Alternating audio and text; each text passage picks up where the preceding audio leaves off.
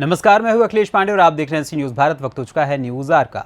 मध्य प्रदेश शासन के गृह जेल मंत्री डॉक्टर नरोत्तम मिश्र कल यानी शुक्रवार को दतिया पहुंचे, जहां डॉक्टर नरोत्तम मिश्र शुक्रवार को देर शाम ग्वालियर झांसी मुख्य हाईवे पर मुख्यमंत्री पुलिस आवास योजना के तहत 42 करोड़ की लागत से निर्मित 168 पुलिस कर्मियों के आवासों के लोकार्पण कार्यक्रम को संबोधित कर रहे थे, जहां उन्होंने कहा कि दतिया को सर्वश्रेष्ठ बनाने का उनका हमेशा से प्रयास रहा है।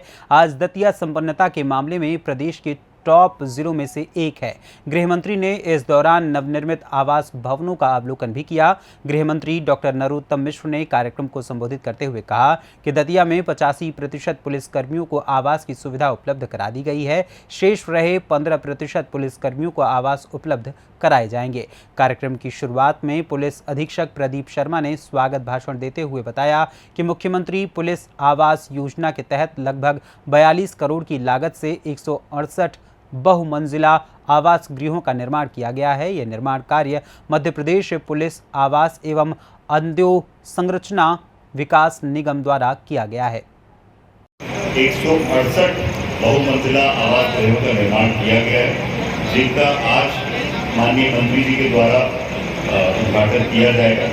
इसमें 24 एनजीओ के ब्लॉक हैं और 144 हमारे जो ओवर क्वार्टर्स हैं वो ब्लॉक हैं।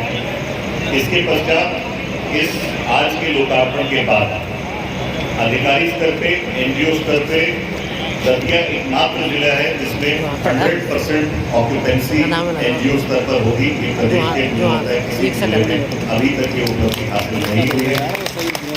रही बात जो हमारे कर्मचारियों के लिए आवास है, उसमें भी दतिया आज की स्थिति में 85% ऑक्यूपेंसी के साथ पूरे प्रदेश में नंबर 1 है।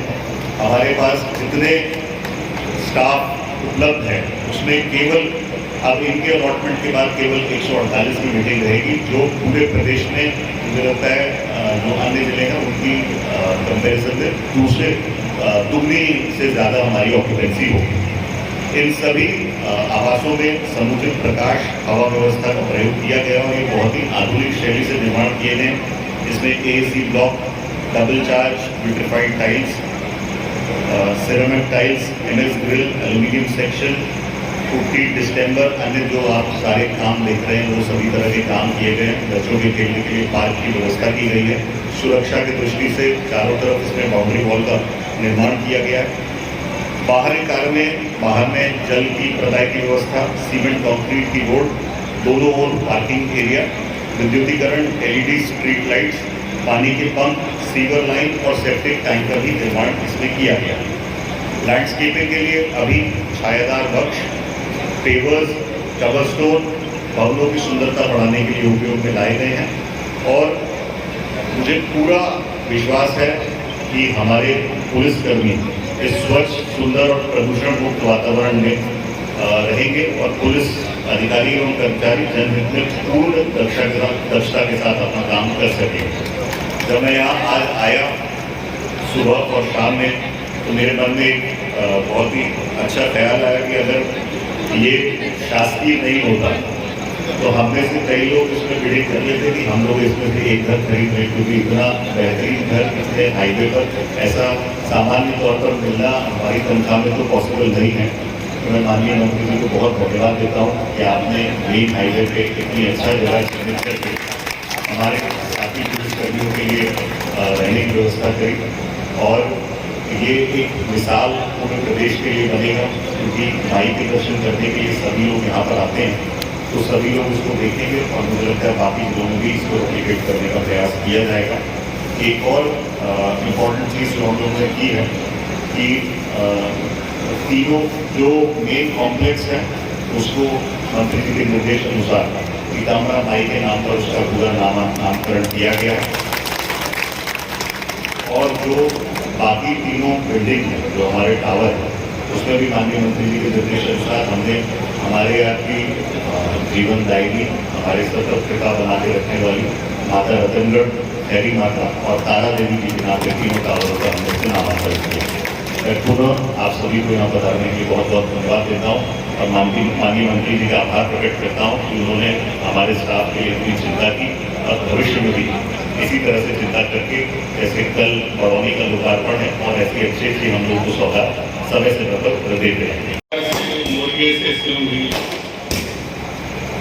इनकी बात अब हमारे पूर्वजों तक आ रही है।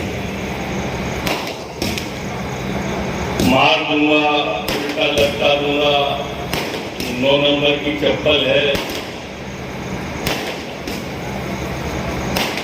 मेरा कहना इतना ही जी के अच्छा होता। हम और आप राजनीति में हैं। मेरे पिता को मरे 15 साल से ज्यादा, देवलोक को 15 साल पहले मैं दतिया आया था, उसके पहले ही वो देवलोक गमन कर गए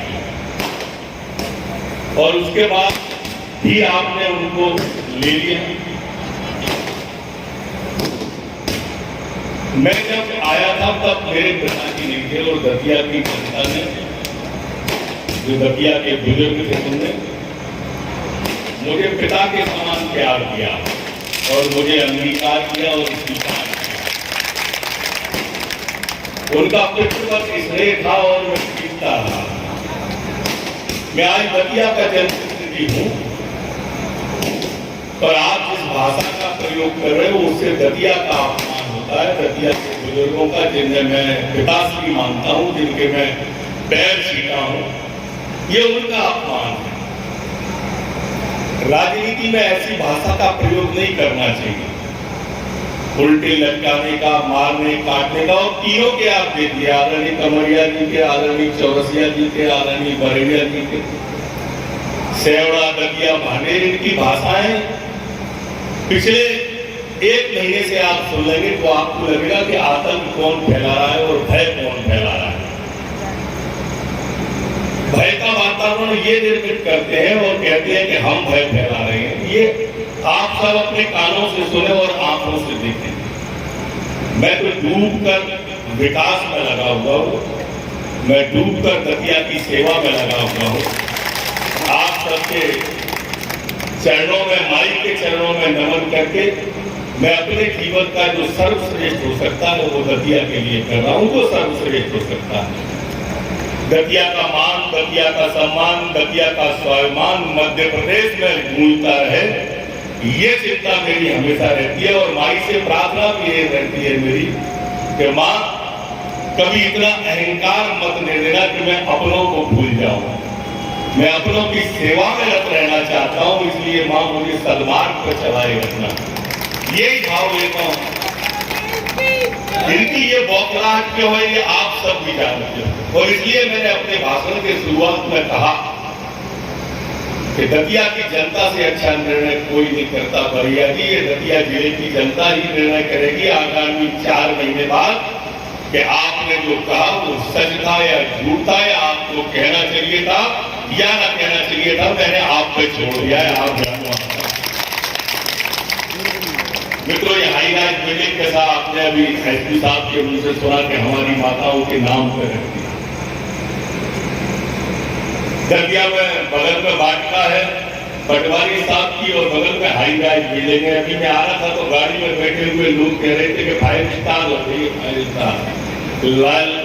हमारा जवान जो रात में मेहनत करता है, दिन में मेहनत करता है, उसको सर छुपाने को जगह होना चाहिए।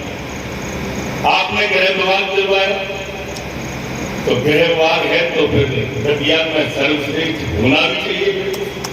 आपने विधि विभाग दिलवाया तो न्यायालय सर्वश्रेष्ठ है। आपने स्वास्थ्य विभाग दिलवाया था तो मेडिकल कॉलेज आपकी सेवा में है। आप देखो मेडिकल कॉलेज हमारा कैसा चल रहा है। जो विभाग मिला हमें, आपने जल संसाधन एजुकेशन विभाग दिलवाया था तो आज दतिया की मंडी जहाँ व्यापारी बड़ी संख्या में है, वो देखे जब मैं आया था 15 साल पहले तो दतिया की मंडी में कितनी ट्रॉलियां आती थी और आज कितनी आती है। आज सड़क पर जाम लग जाता है, इतनी बड़ी मंडी में भी जगह नहीं बचती है। हमने वो किया। और अगर हमारा 2600 करोड़ रुपए का ये कांग्रेस के लोग छिंदवाड़ा नहीं ले गए होते उस 15 महीने के सरकार में, तो आज हमारा दतिया संपन्नता में भी नंबर 1 हो जाता और किसान हमारा नंबर 1 हो जाता। दतिया मध्य प्रदेश से सी न्यूज़ संवाददाता रक्षा दांत्रे की रिपोर्ट। फिलहाल इस खबर में बस इतना ही। देश दुनिया की तमाम खबरों के लिए देखते रहें सी न्यूज़ भारत। हर खबर आपके साथ, आपके हाथ।